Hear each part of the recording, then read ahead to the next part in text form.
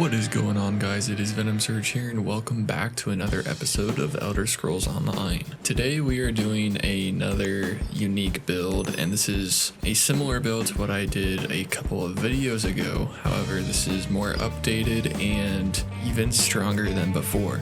So this is focusing as much weapon damage as possible. Now, this is not great for actual DPS. You won't get high DPS because you are sacrificing a lot of skills and good sets to do this. So this is more for fun. This won't be a great build if you want to get high DPS, but you do have a lot of burst with this build. So with that, let's get into the sets. So for the first set, we are actually using Clever Alchemist. Part of the issue with the other build that I made was the uptimes for some of the sets was difficult, and it was very difficult to keep everything going at once. This is a much more well-rounded build. There is only two things that really struggle to keep up, and so in that case, you might just want to swap it out for something else. So currently we are using Alchemist. Both of these are going to be nerd honed. I have a sword here with Crusher, and then another sword here with the Oblivion enchant. So Clever Alchemist gives you max health, weapon and spell damage. Then when you drink a potion during combat, you gain 675 weapon and spell damage for 20 seconds. Now this is only on the front bar, so you have to be on the front bar when you proc this. If you drink a potion when you're on the back bar, it will not give you this buff. So we're using this on the swords, and on the jewelry, everything is infused and weapon damage. And Clever Alchemist is a crafted set, so you can turn this into any weight you want. It might be easier instead of crafting the jewelry to get it onto the body pieces if you wish. So next up, we are using Perfected Coral Riptide. This is a medium armor set that comes from Dreadsail Reef. If you do this on normal, it will not be perfected, but that does not matter as much. The perfected just gives us more crit chance, not weapon damage, so it is not massive change. But you do want to make sure all of them are perfected or all of them are normal, because if you cannot mix match the perfected and non-perfected versions. It gives you crit chance, Minor Slayer at all times, increasing your damage done to enemies, more weapon damage, that perfected crit chance, and then increases your weapon damage by up to 740 based on your missing stamina, reaching the max at 33%. So I'll get into this a little bit later. This was a interesting setup. I have the build slightly different for this video, but I'll explain why I've changed this. This is a medium armor set. It's going to be going across your entire body, all max stam and divines. Next up, we are using Malakina. This is one of the things that is slightly difficult to keep uptime, but as long as you pay attention to how your weaving works, you'll be fine with it. So we're doing medium on the helmet and shoulder. Both are stam. This should be max stam for enchant. I just ran out of them, but it does not hurt to have a little bit more max mag with this build. You will want more max stam for your enchants. I'm running max mag on some of these. I ran out of mag earlier, so I can't go across everything, but I'll explain that later. That's to do with the Coral Riptide. But what Malakina does is it gives you spell damage, and then when you light attack 2 times in a row, you will trigger overkill for 6 seconds, which gives you 560 more weapon damage, but increases the cost of your abilities by 8%. This technically can have 100% uptime as long as you light attack 2 times in a row, which isn't that difficult. Now, Malakina comes from White Gold Tower on Vet, and ideally everything will be medium. And then lastly, on our back bar, I forgot, as you can see I'm already in the house, we are using the Master's Inferno Staff. This is infused with weapon damage. You can get this in the Dragonstar Arena. If you do it on Vet, you'll get the Perfected, which does give you 100 more weapon and spell damage while it is equipped. But we are using infused with weapon damage enchants. It reduces the cost of destructive touch by 10% and increases your weapon damage by 600 for 4 seconds after activating it. This is the one thing that you will have a hard time keeping up. You're not going to be on your back bar super often, so This is not as important. It does help me burst up further so we can get as high numbers as possible, but it is not super viable to keep this up. You might be better off just using Clever Alchemist on the back bar or a Maelstrom Staff to at least give you more damage while you are proccing that enchant. Now, we do have a version using Thrassians, but here's the thing about this build. I actually got this build strong enough that it is already stronger than the spell damage build that I did without Thrassians.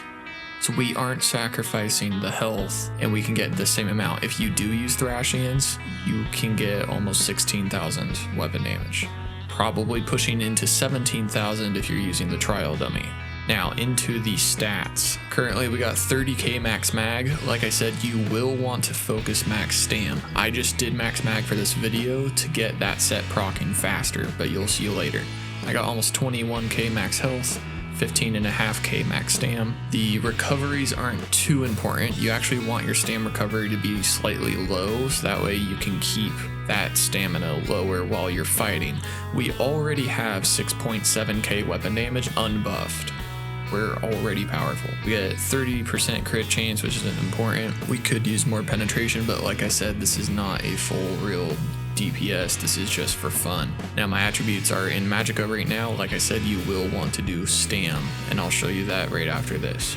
And then we are also using the warrior so we can get as much weapon damage as possible.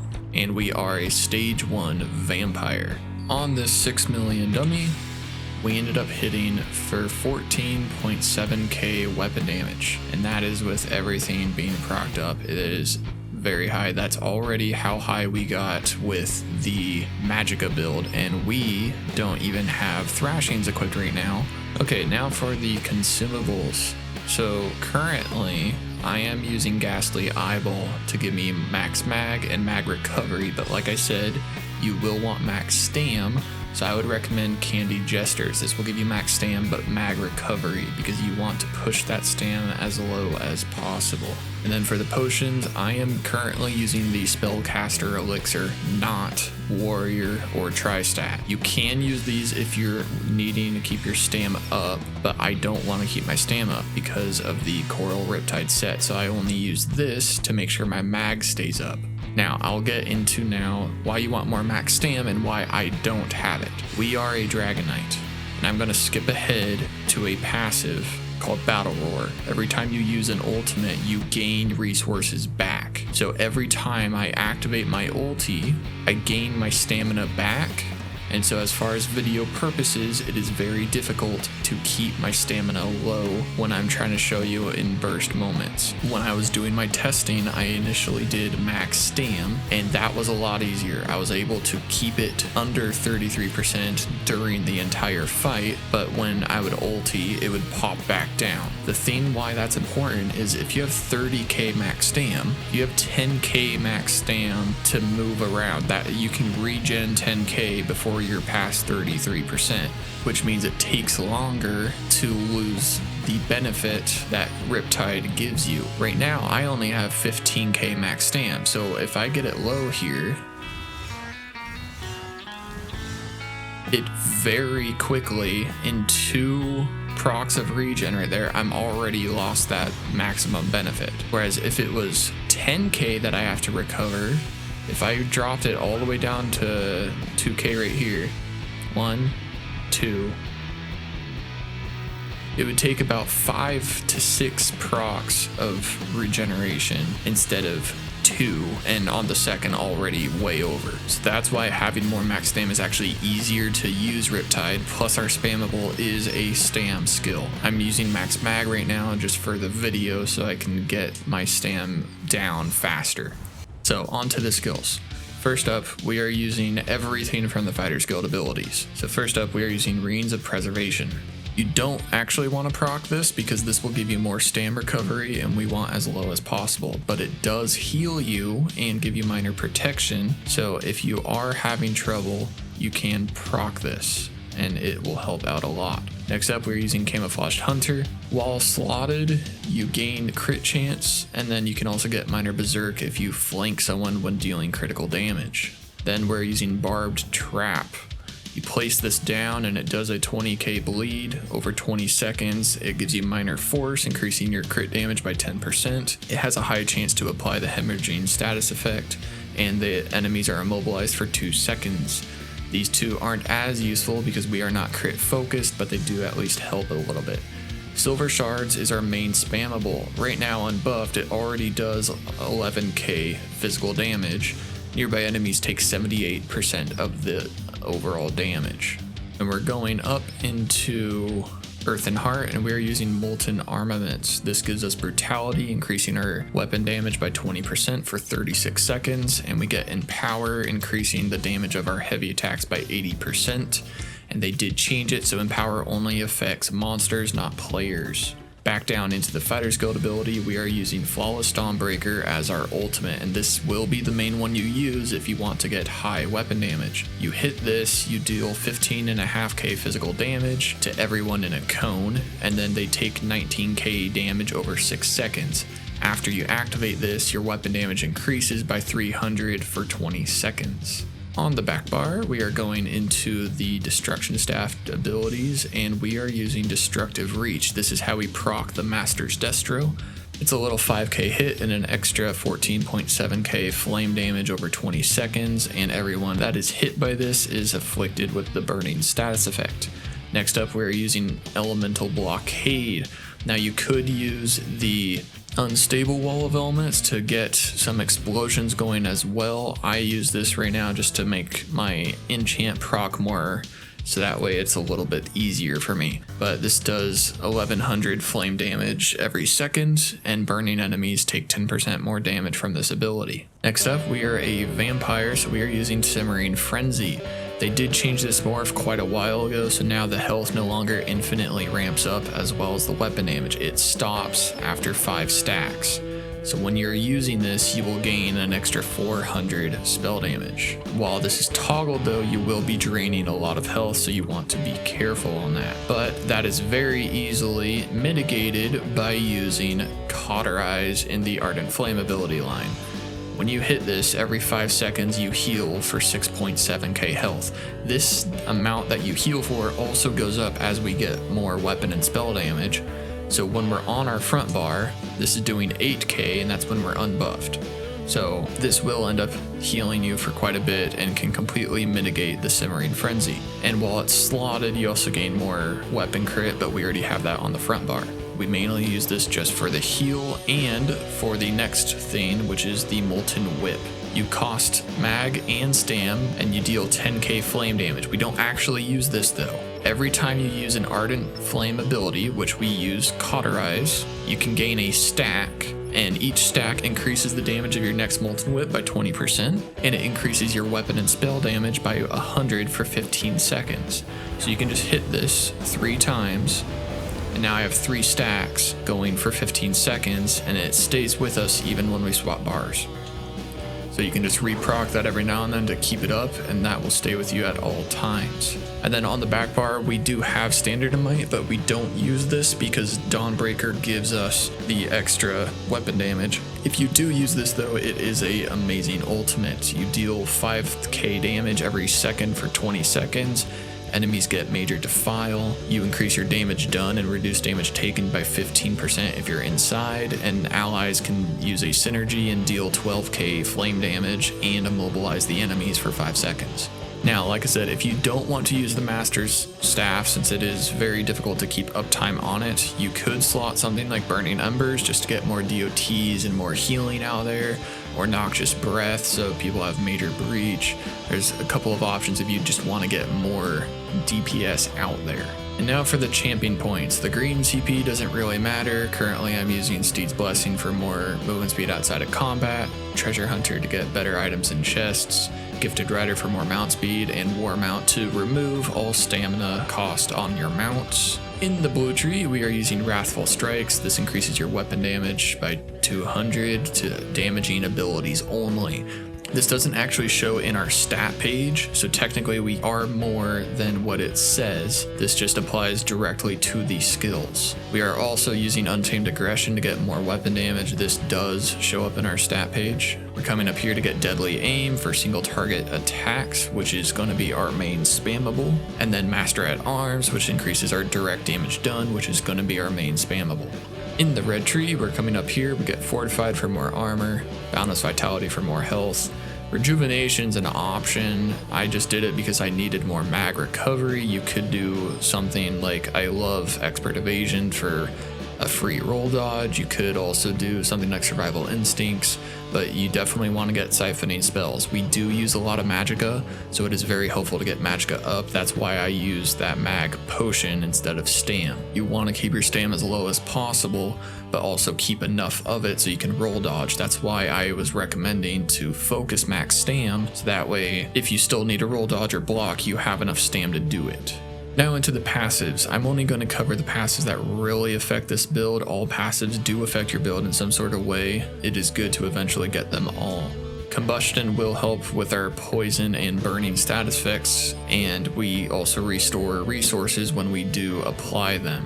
Searing Heat is nice if you happen to use the ulti or any other skills from here. It increases the damage and the duration of your abilities. And then World and Ruin just increases your damage of flame and poison. You will want to get Iron Skin to increase the amount of damage you can block, and Scaled Armor to get more resistances. In the Earth and Heart line, you will want to get Eternal Mountain. This will help make things last longer. Battle Roar is essential, so that way you can get more resources when you use an ultimate. Mountain Blessing is a big thing. This is why I'm on the DK rather than the Templars, because we get Minor Brutality, which increases our weapon damage by 10%. The other thing is the DK, I realized we'll get more because of the whips stacks. The Templar didn't have anything like that. So this is why we can get higher as a DK, and now we have better sets as well. And then Helping Hands will give you stamina back every time you cost a non-stam ability. In the dual wield line, you will want to get Dual Wield Expert to increase your weapon damage by the offhand by 6%, and Twin Blade and Blunts, that way we can get 142 extra weapon damage per sword equipped. In the destruction line, you do want to get Trifocus, that way we can do more damage with our heavy attacks, Penetration to ignore spell resistance, increase the chance to apply status effects, and increase our single target attacks by 10%.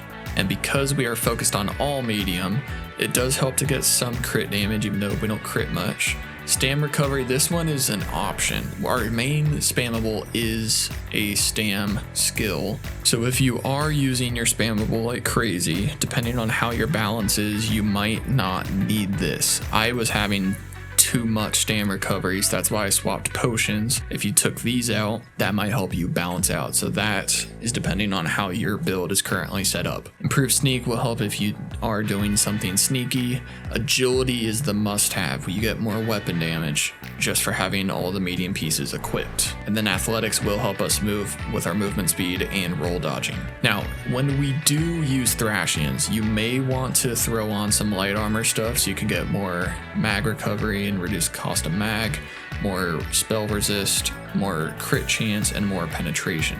Now, because we are a vampire, it does help to have Darkstalkers, that way you can help with your sneakiness. Depending on your level, it might be nice to get Strike from Shadows.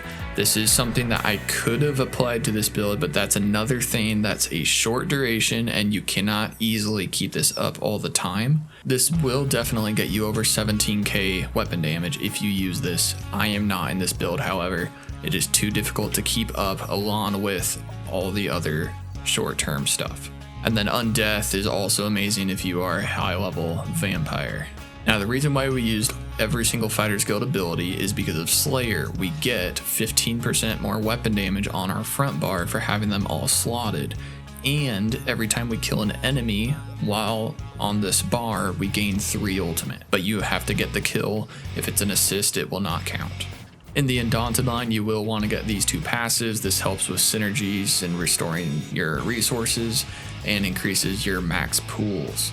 Now, we are a Dark Elf. This gives us 2k max mag and max stam.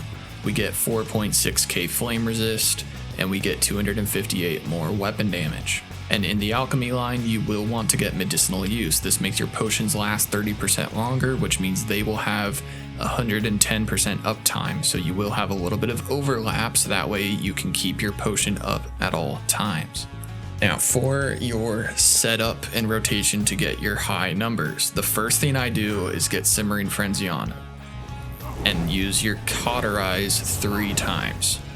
These two things you can do outside of combat and prepare beforehand, and as long as you keep Cauterize going, you can sustain this forever. So I'll just run around and keep these two on. Be careful though, the Simmering Frenzy will get you in trouble if you're near civilization. And you will want to use your Molten Armaments. This will also give you your Major and Minor Brutality.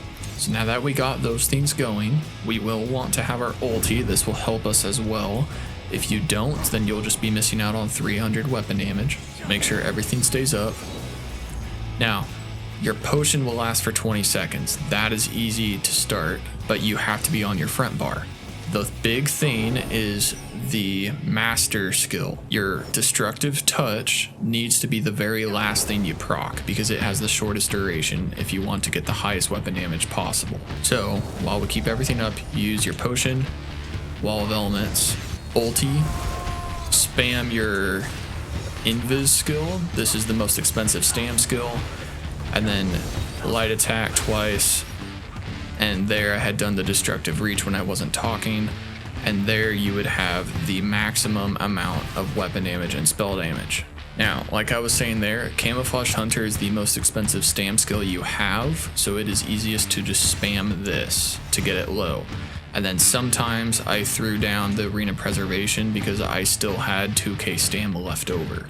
And as you can see here, we actually did end up missing out on something, and that's probably my Flame Reach because I was a little slow on making the Malakina proc since I was busy talking. It's a little difficult while concentrating on the video, but I'll show you guys again one more time. So we get Simmering Frenzy and Cauterize going. Molten Armaments. Once Simmering Frenzy is ready, Potion, ulti, stam low, using the wrong skill there. Wall of Elements, Destructive Touch, light attacks. I might Destructive Touch again just in case. Cauterize is going low. Keep your stam low. Throw down that just because we want to keep it low. We'll use our spammable as well. And there we should have hit the peak. And then we'll also see what my average is. I held that there for a decent amount of time and we can get a general idea of what my weapon damage was like. The Destructive Touch from the Master Staff will be very low uptime, so that we won't be paying much attention to, but that can help if you really just want to push that maximum. Yep, so I hit that max area. We're gonna go onto the graph here. So here, as you can see, we're generally around 13 to 14.5k. We started dipping around 11k. That's when I stopped fighting. So generally we're around this ballpark. And let's see what... Okay, so this is saying effectively we're basically around 12k while we're fighting. So that's not bad. And we do have a good amount of crit damage as well. We can actually get to 94%. It's not bad, but we don't have a lot of crit chance. As you can see, our average hit, we only hit once, but still almost 27k on our spammable, so definitely not bad. Now, I'm going to show you guys on the trial dummy as well. In here, I can't really show you the Thrassians. We don't have enemies that can kill 50 times in here, so I will show you in Deshawn, but sadly, we won't be able to test it with the dummy because the stacks leave when I teleport. So once I show you the dummy here, we should be able to easily get over 17k if you were using Thrassians while having a proper group set up. So we'll get set up here just like normal. Okay, then we'll ulti, potion, spam things, wall of elements. Make sure that stays low. We'll double do the master thing just in case again. And by now we should have hit it, but I'm still going to keep going just in case. All right, and now we will hold off and see what we got. Okay, so we are at 15.7k weapon damage from the trial dummy, effectively 13.8. So the main thing that the trial dummy will be giving us is like stuff like courage. So named things that will be giving us more weapon damage. So if we can get minor and major courage from your group, then that should be all you need, because things like berserk and the empower, that only increases your damage done, not our stat numbers here. So all you need is that major and minor courage. Now when we look at the numbers here, when I swap out Thrassian for one piece of Malachina, I throw on the Riptide here. So we're losing Malachina. Other than the Master's Staff, that is one of the hardest things to keep up. The reason why we lose the Malachina is because if you were to swap things around, so like you proc Clever Alchemist on your back bar, and then you stay on Riptide on your front bar, then you would be able to keep Malachina and use Thrassians at the same time. However, that would mean you're losing your Master Staff, which means you're losing 600 weapon damage rather than 560. And this is easier to proc but has harder uptime. But just for the numbers, I am using this. It may be easier, and that may be what you guys want to do. If you guys want to do that, what I would do is take an Inferno Staff of Clever Alchemist on the back bar. Okay, so you're back here, you proc your potion, then when you go on the front bar, have two swords of Riptide with the same enchants and Nirnhoned, and then lose your stam on your front bar. So you'll have Riptide going, Clever Alchemist will carry over from the back bar, Malachina can still proc because you'll be having the two pieces, and then you'll have Thrassians equipped once you get enough stacks. I'm not going to do that just because it is 40 less weapon damage by losing the Master's Staff, so I'm going to keep this to get that more weapon damage and lose the second piece of Malachina. So then when I equip Thrassians, sadly it is light, which means we don't benefit from the medium agility passive. We lose 2% weapon damage. But what this does is each time you kill an enemy, you gain a stack, which increases your weapon damage by 23, but it also reduces your health by 120 and the effectiveness of your damage shields by 1%. Now you can still use heals and they will get buffed as well, but this is hard to keep up because you have to get the kills. So if you're in group content, there's pretty much no way you will get 50. If you die, if you go invisible, or if you crouch, you will lose the stacks. So I'm going to go to Deshawn and kill a bunch of enemies, get this going, and then we'll see what we can get with Thrassians in the overworld. Okay guys, so we are at max stacks here, so I'm gonna unbuff everything real quick. Okay, so with only the Slode's 50 stacks, we are at 8k weapon damage unbuffed. Now just with the controllable buffs that are not enacting on enemies, we are looking like 11k weapon damage at all times. Now I'm going to go look for a Bullnatch. This is why I've made my max stam super small, so I can do this example here, because when I initially tested, I had to do it on a Bullnatch, and it's very difficult to get my stam that low before the Bullnatch would die. So this is why I have low stam now. So we're gonna do the normal setup. Okay. Got our ulti, so we're gonna do that. Potion, spam Thanes to get stam low. He's not taking damage yet, so we're gonna do that, and then he is dead. Okay, and as you can see here on the Bullnatch, 15.4k. So when we were doing it without Thrassians on the trial dummy, where we got major and minor courage, we were at 15.7k. So it's very close to each other. So Thrassians technically only adds 400 extra weapon damage than the Malachina, because the Malachina adds 560. Thrassians adds about 1k when you're at max stacks.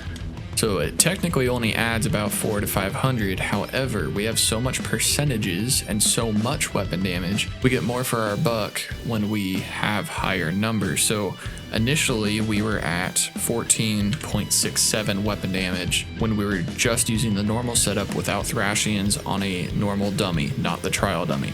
So when we threw this on a normal enemy, not a trial dummy, we gained almost a full 1k.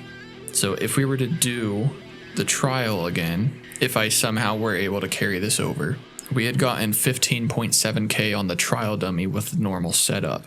So even just adding this same amount, we jumped about 800 weapon damage. So even on the trial dummy, add 800 to that 15.7k, we're at 16.5k basically. And since they're percentages, it would technically be a little bit more than that. So we're almost 17k if you had major and minor courage here while using maxed out thrassians, but that is unlikely. And I mean, as you can see, I only have 15k health and it's not exactly set up that well, so I would still just do the normal setup as before, because you can still get pretty high. Getting 14.7k on normal enemies without a trial dummy or a group is insane. And now for the outfit.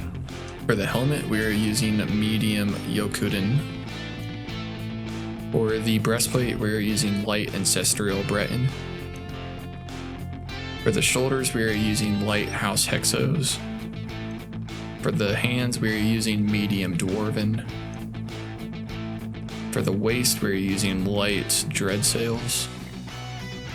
For the legs, we are using medium dark brotherhood guards. For the feet, we're using light house hexos. For the sword, in the right hand, we are using a Boz Watch. For the dagger in the left hand, we're using Assassin's League. And then for the staff, we are using Ebony.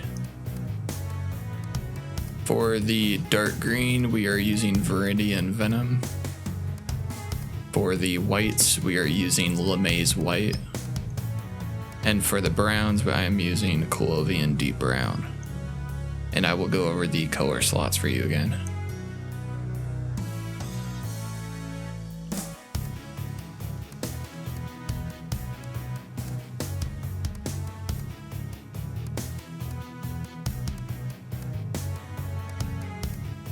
So guys, I'm really happy with how this turned out. That was one issue that I didn't like about the spell damage build, was there was a lot of very short duration things that were very difficult to keep with the uptime. This is a bit easier. The destructive touch is a little bit annoying, having only a 4-second cooldown, but that can just be swapped out for something else to make it easier. But this had a lot more effective uptime, and being around 13 to 12k weapon damage at all times is pretty impressive. I hope you guys enjoyed the video. Normally I do a series where I check out a random set from the game and try to make a unique build out of it. And that's what I'm all about for these ESO videos. I love trying to make these weird builds that aren't exactly meta. If there's any builds or sets you would like me to check out, please let me know down in the comments. Please like and subscribe to help the community and my channel grow. Feel free to also check out my secondary channel, VENOM Syndicate. I do some co-op games there with my friend, as well as survival and modded Minecraft. I haven't been spending as much time on it as I would like to, but hopefully I can start getting back into that. I am also starting to collect a list of all of the suggestions that have been in the comments for the past couple of videos, and I will be prioritizing those for the next couple of episodes. I hope you guys enjoyed the video, and I will see you guys next time.